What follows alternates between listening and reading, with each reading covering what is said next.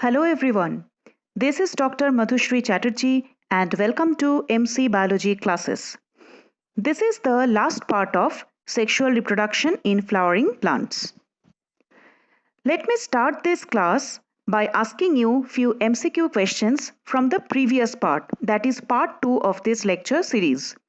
And yes, those who have watched part 2 will find these questions really easy. And if you have not watched part 2 of the lecture series, the link of part 2 will be provided in the description below this video. You can check it out. So let's begin with the question number 1. Ubish granules are secreted by option A pollen grains, option B tapetum cell, option C ovule, and option D insect legs. Question number 2. In angiosperms, all the 4 microspores of a tetrad are covered by a layer formed by option A cellulose, option B sporopollenin, option C pectose, and option D callose. Then question number 3. The intine of a pollen grain is mainly made of option A cellulose and pectin, option B lipid and pectin, option C pectin and lignin, and option D lignin and cutin. Question number 4. In 82% of the flowering plants, the ovule is option A anatropous, option B orthotropous, option C amphitropous, and option D cercinotropous. Then the last question, that is question number 5.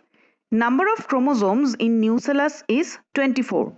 The number of chromosomes in microspore mother cell would be option A 36, option B 24, option C 30, and option D 12.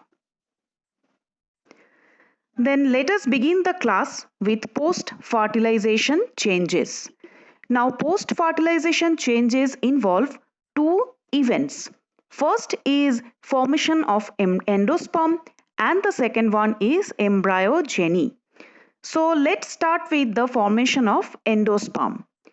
See, endosperm is a nutritive, food-laden, non-vascular, undifferentiated tissue which is formed from vegetative fertilization, that is, yes, triple fusion. I have discussed in the previous lecture. It occurs in angiosperm. Now, endosperm is meant for nourishing the embryo and its ploidy is, yes, it's triploid, that is 3N.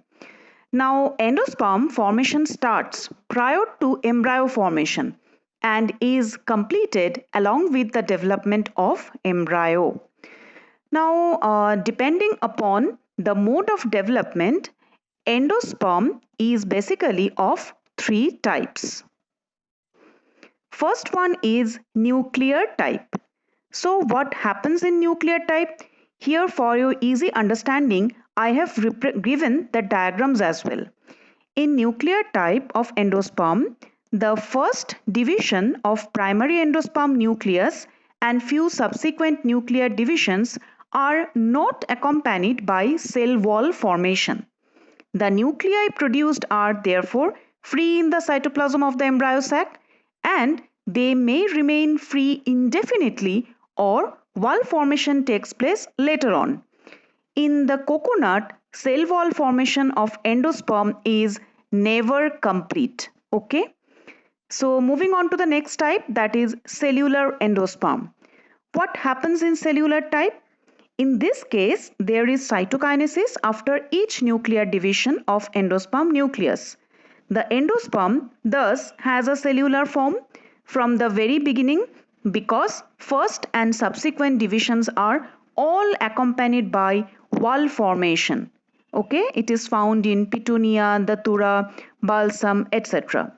And the third type is halobial endosperm. Now, this halobial type is an intermediate between the nuclear and cellular type. Here the first division is accompanied by cytokinesis, but the subsequent divisions are free nuclear. Okay, so this is all about the 3 types. And yes, halobial endosperm can be exemplified by Saxifraga, Asphodelus, etc. And remember, it is common in monocots. So let's start with the next topic of discussion, that is embryogeny. Now, embryogeny is the process of development of embryo from zygote. Early development produces a pro-embryo which has axial symmetry. Now, embryo passes through a globular or octant stage in both monocots and dicots, and differentiation occurs later. Remember two important terms related to embryogeny, that is, development of embryo is meroblastic and endoscopic. Now, what does meroblastic embryogeny mean? It means when part of zygote is involved in embryo development. And it is endoscopic means inner half of zygote at chalazal end forms embryo and the outer half forms suspensor. Now what is suspensor? I will discuss that shortly. Now here you can see the development of embryo in case of dicots as exemplified by Capsella bursapastoris. Now, what happens in case of dicot development? Remember, Capsella bursapastoris is of crucifer type. Okay, it is an example of crucifer. The development of embryo in dicot plant was first studied by Hanstein, and it was studied in this plant itself, that is Capsella bursapastoris.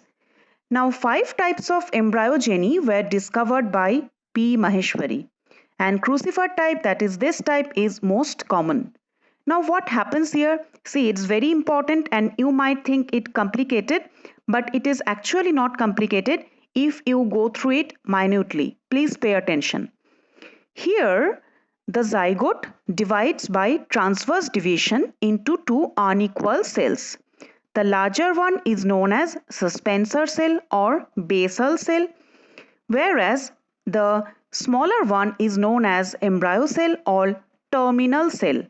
The basal cell is towards the micropylar end, whereas the terminal cell is towards the antipodal region or chalazal end. Now the suspensor cell undergoes transverse division to form a 6 to 10 celled filament like structure, and this structure is known as suspensor. Now the role of suspensor is to push the embryo in the endosperm. Remember, it is analogous to umbilical cord. Okay, suspensor is analogous to umbilical cord. Now the first cell of suspensor, that is towards micropyle, is large and it is known as haustorium. You can see from the diagram itself, it is the haustorium. Okay, it absorbs food from endosperm for developing embryo. And the last cell of suspensor, that is towards the embryo cell, is known as hypophysis. Now this hypophysis forms radicle. Okay, hypophysis forms radicle. The cell of hypophysis divides to give rise to 8 cells. Lower 4 of these form root cortex initials and upper 4 form root cap and root epidermis. Now a fully developed embryo of dicotyledons has an embryonal axis which is differentiated into plumule, 2 cotyledons and radicle. See, you can find in the diagram, in the beginning embryo is globular. With the continuous growth, embryo becomes heart-shaped or chordate, which is made up of 2 primordial of cotyledons. The enlarging embryo consists of 2 cotyledons and embryonal axis. Now the hypocotyl as well as cotyledon soon elongate in size. During further development, the ovule becomes curved like horseshoe, as it is represented here in number C. Okay. Now let us start with the development of monocot embryo and its different stages. In monocot, a good deal of variation is found in the stages of its development. However, there is no essential difference between the monocotyledons and dicotyledons regarding the early cell divisions of proembryo. Here, the embryogeny of a typical type, that is Sagittaria, has been traced out. What happens in case of monocot? First of all, zygote or oospore greatly enlarges in size and it divides by transverse division to form a three-celled proembryo. Here you can see from the diagram, there are basal cell, middle cell and terminal cell. Now the larger basal cell, which lies towards micropylar end, does not divide further and is transformed directly to form large suspensor or vesicular cell. Now the terminal cell undergoes number of divisions in various planes and forms a single cotyledon, which is known as scutellum. Remember, scutellum is very important for exam. Now the middle cell undergoes repeated transverse and vertical division, thus differentiating into few suspensor cells, radicle, plumule and hypocotyle. In this type, cotyledon is a terminal structure and plumule is situated laterally in a depression. Now here comes the exception. In monocot like Colocasia, no suspensor is found. Remember, it's very important. Diagram of a typical dicot embryo as well as an embryo of grass, that is monocot embryo, have been shown here. I would suggest you to take a notebook and try to draw these two diagrams with your own hand. This will help you understand this particular topic very well. So moving on to the next topic, it's polyembryony. What is that? The phenomena of developing more than one embryo in the same seed is called polyembryony. Now it was discovered by Leeuwenhoek in citrus, and polyembryony, though found in gymnosperm and angiosperm both, but remember it's more common in gymnosperms. Polyembryony can be divided into two types. One is true polyembryony and the other one is false polyembryony. Now polyembryony is called true polyembryony when extra embryos are developed from the same embryo sac or zygote or embryo, synergid, antipodal cell, nucellus or integuments. Whereas in case of false polyembryony, the extra embryos are developed from different embryo sacs in the same ovule, like Frageria. Now there are three different reasons for which polyembryony arises. First reason, presence of more than one embryo sac and hence fertilization of more than one oosphere, that is simple polyembryony, and it is found in Brassica.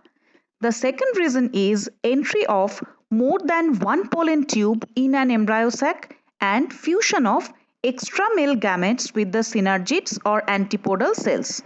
This is known as mixed polyembryony and it is seen in Allium, Plantago, Ulmus, etc. The third reason is cleavage of embryo to produce two or more embryos, and this is known as cleavage polyembryony. It is found in orchids, nymphia, tobacco, etc. Now again a very important term, a very important type of polyembryony that is a very probable for your exam. It's adventive polyembryony. What happens? Here the formation of extra embryo from diploid sporophytic cells of ovule by sporophytic budding takes place, and this is known as adventive polyembryony. Remember, citrus is the commonest example of adventive polyembryony. In citrus, a seed may have 2 to 4 embryo, which are mostly developed from nucellar cells. Okay. Here I will discuss about the significance of polyembryony in horticulture. See, polyembryony is very useful in case of citrus and mangifera, that is mango. All the adventive embryos are genetically similar and therefore all the plants developed from these embryos will be, yes, genetically uniform parental type plants. Okay, this is the significance of polyembryony in horticulture. Here this slide represents the fate of floral parts after fertilization. Here I have shown in two different columns for your easy understanding. Ovary After fertilization becomes fruit, ovary wall becomes fruit wall, ovule becomes seed, ovum becomes embryo, integuments become seed coat, and sepal, petal, stamen, stigma and style, they just die and fall off. Then the next point of discussion is apomixis. What is that? Formation of new individual through asexual reproduction method without involving formation and fusion of gamete is known as apomixis. So if this is apomixis, then my question for the viewers is, what is amphimixis? I'm sure you all know the answer, so please write in the comment section below. The next topic of discussion is parthenocarpy. The fruit is normally formed by stimulus of fertilization, we all know that, but sometimes fruits may be formed without the act of fertilization, and this phenomena is known as parthenocarpy. It may be due to two reasons. First one is stimulation of pollination may be sufficient to cause fruit formation without fertilization. And secondly, parthenocarpy may be induced by hormones. Then some important points for NEET. First one is Nemec phenomena. What is that? Anthers of Hyacinthus orientalis, the pollen grains sometimes form large 8-nucleate structure that resembles, yes, embryo sac. And since this phenomena was observed by Nemec, it is known as Nemec phenomena. Now the question is, why does this phenomena occur? They arose as a result of a degeneration of the generative nucleus and 3 simultaneous division of the vegetative nucleus of the pollen. Now what does it mean? See, if 3 nuclear division occur, what will happen? After the first mitotic division, 1 nucleus will give rise to 2 nuclei. Then after second division, 2 nuclei will give rise to 4 nuclei. And after third division, 4 nuclei will give rise to 8 nuclei. That is the thing, that is the Nemec phenomena. Now the next topic is nectar robber. The name itself sounds a bit interesting. What happens in nectar robber? Certain insects like carpenter bee, few birds and animals obtain nectar from flower without pollinating them. Okay? Because see, normally we know that plant pollinator relationship is a kind of mutualistic relationship. But here in this case, what is happening? There is basically cheating in plant pollinator mutualism. So it's known as nectar robber, as the insects obtaining nectar from the flower without pollinating them. The next point is seed viability. How seed viability can be tested? Yes, it can be tested by immersing a section of seed with embryo in 0.1% solution of TTC. Now again another question for my viewers. What is the full form of TTC? Write in the comment section below. Then another important point is endosperm, perisperm and chalazoosperm. 3 nutritive tissues of embryo. This is really important for exam. Endosperm you have already come to know from this lecture itself. Then what is perisperm? Perisperm is unused persistent residual nucellus which is left in the seeds outside the endosperm, and it is found in coffee, castor, pinus, cardamom, etc.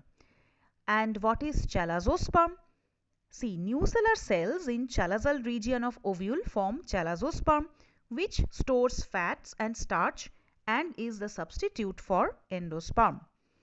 Then one important point is double endosperm found in coconut, and another important point is the longest pollen tube is found in maize which is 45 centimeter. Then again a very important concept. Please pay attention. Endosperm we all know is triploid, that is 3N, but it's not the case in everywhere.